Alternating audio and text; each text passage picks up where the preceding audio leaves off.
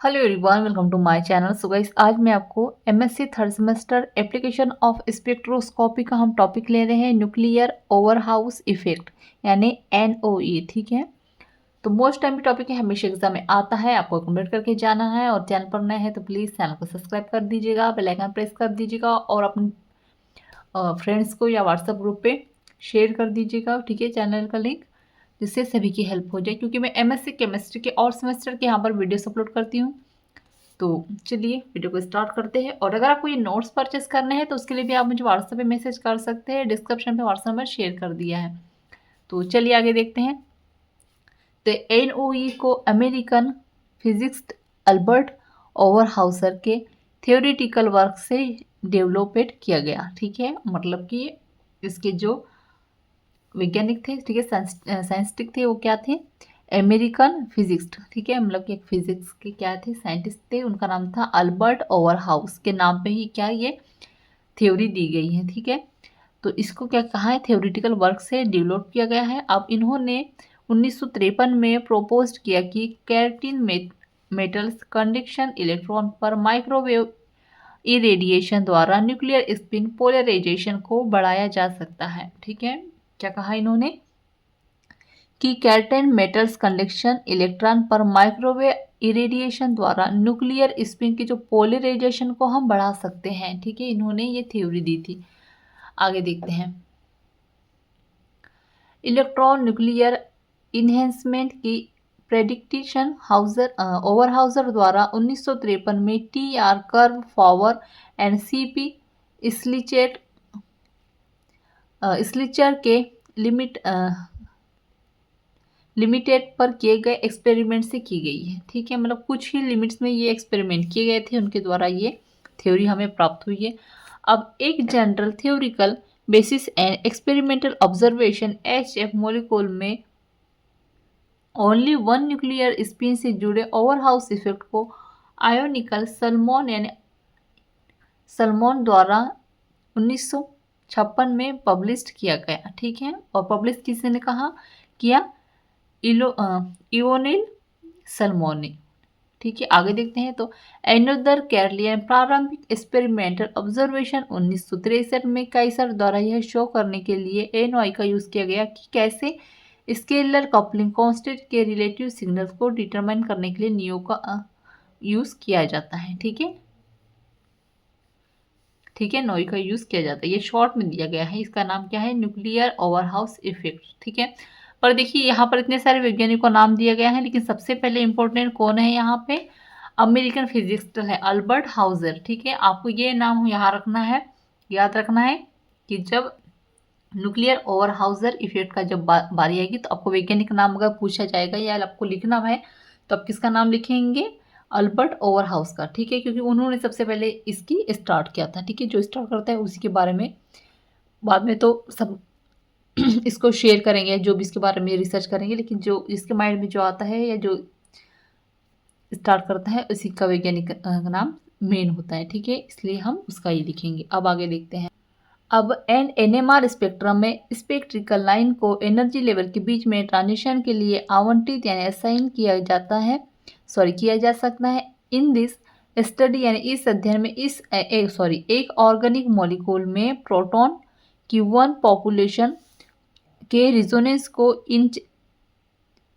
इंचेंसेट किया, जब सम organic molecule में प्रोटॉन की सेकेंड डिस्ट्रिक्ट यानी विशिष्ट पॉपुलेशन को आरएफ रेडिएशन द्वारा सेचुरेटेड किया गया। इस एनडीएफ यानी न्यूक्लियर ओवर हाउस इफेक्ट का एप्लीकेशन 1965 में एनेट एंड बॉर्न द्वारा किया गया। अब बीटा बीटा क्या है? Dimethyl acrylic acid and dimethyl formamide के एनएमआर रेजोनेंस के असाइनमेंट से शो किया गया था। ऑर्गेनिक मॉलिक्यूल में कॉन्फॉर्मेशन एंड कॉन्फोग्रेशन के बारे में जानकारी एनएमआर स्पेक्ट्रम से प्राप्त की जा सकती है। इन ईयर 1970 में बेल एंड साउंडर्स ने NOE enhancement and internuclear distance के बिटवीन डायरेक्ट कोरिलेशन को रिपोर्ट किया, जबकि Skimmer and Shear EF et द्वारा मॉलिक्यूल में इंट्रान्यूक्लियर डिस्टेंस के बिटवीन डायरेक्ट कोरिलेशन को रिपोर्ट किया। जबकि आगे देखते हैं, स्टीमर इन ईयर 1991 में रिचर्ड आर इनहेस्ट को FT यानी Fourier transform NMR and 2D NMR spectroscopy developed करने के लिए केमिस्ट्री के नोबेल प्राइज से अवार्डेड किया गया था। ठीक है, आगे देखते हैं। NO एंड न्यूक्लियर स्पिन एल्टिस्ट रिप्रेजेंटेशन कोजली रिलेटेड फेनोमेन है। एक मैग्नेटिक फील्ड से सिग्नल स्पिन न्यूक्लियस I बराबर 1/2 के लिए 2 एनर्जी लेवल होते हैं, जिन्हें अक्सर अल्फा एंड बीटा से लेबलेट किया जाता है, जो कि स्पिन स्टेट यानी +1/2 एंड -1/2 यानी half plus half minus half के कोरस्पॉन्ड होते हैं। At thermal equilibrium 2 energy level की पॉपुलेशन को बोल्ट्जमैन डिस्ट्रीब्यूशन द्वारा spin population P alpha and P beta के साथ डिटरमाइन किया जाता है। यदि स्पिन पॉपुलेशन एप्रोराइटर उपयुक्त RF एनर्जी द्वारा at transition energy frequency perturbed खराब हो जाती है, तो spin population spin lattice relaxation द्वारा थर्मल इक्विलिब्रियम से रिटर आ जाती है। अल्फा एंड बीटा ट्रांजिशन की रेट अल्फा स्टेट की पॉपुलेशन P अल्फा के प्रोपोर्शनल होती है। आगे देखते हैं, आगे कह रहा है कि और रेटर कांस्टेंट W के साथ एक फर्स्ट ऑर्डर प्रोसेस है वह कोऑर्डिनेशन जब spin population continue RF irradiation से इक्वलाइज्ड हो जाती है। Energy state alpha and beta के बिटवीन एनर्जी डिफरेंस नहीं होता, रिजोनेंस डिसेपर्स हो जाता है, क्योंकि ट्रांजिशन प्रोबेबिलिटीज एनर्जी लेवल की पोल्यूशन डिफरेंस पर डिपेंड करती है। स्ट्रक्चर इल्यूसिडेशन देखते हैं, तो क्या है हमारे पास CH3 कार्बन के साथ डबल बॉन्ड जुड़ा हुआ है, CH सिंगल बॉन्ड COO, तो इसको आप बीटा बीटा को और अल्फा अल्फा को इस तरह से रखेंगे, बीटा अल्फा और अल्फा बीटा को इस तरह से। ये डायग्राम आपको लिख कर आना है एग्जाम में, ये इसका मेन चीज है। ठीक है, आगे देखते हैं, तो 2DI resolved spectroscopy ROS। Second number में है कोरिलेटेड स्पेक्ट्रोस्कोपी टेक्निक द्वारा MD निट्रोबेंजीन। थर्ड में है हेटेरोन्यूक्लियाई शिफ्ट कोरिलेशन 2D। फोर में है NOE डेल्वाई spectra very low molecule wait.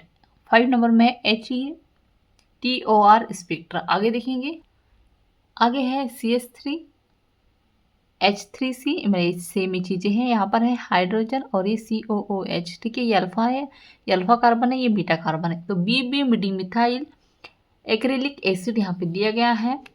अब यहाँ पर दिया गया लास्ट में CH3 single bond carbon, single bond CH3 carbon के साथ डबल बॉन्ड में ऑक्सीजन जुड़ा हुआ है। अब यहाँ पर देखेंगे तो CH3 है, CH3 है, इसी को आपको इस फॉर्म में लिखना है। यहाँ पर N है, अब क्या बचा हमारे पास ऑक्सीजन बचा, तो कार्बन के साथ और ये हाइड्रोजन। ठीक है, तो क्या बना N डाइमेथिल और फॉर्माइड हो गया यहाँ पर। ठीक है, तो यहाँ पर जो है हमारा टॉपिक एंड होता है। सो आई होप आपको अच्छे समझ में आ गया होगा।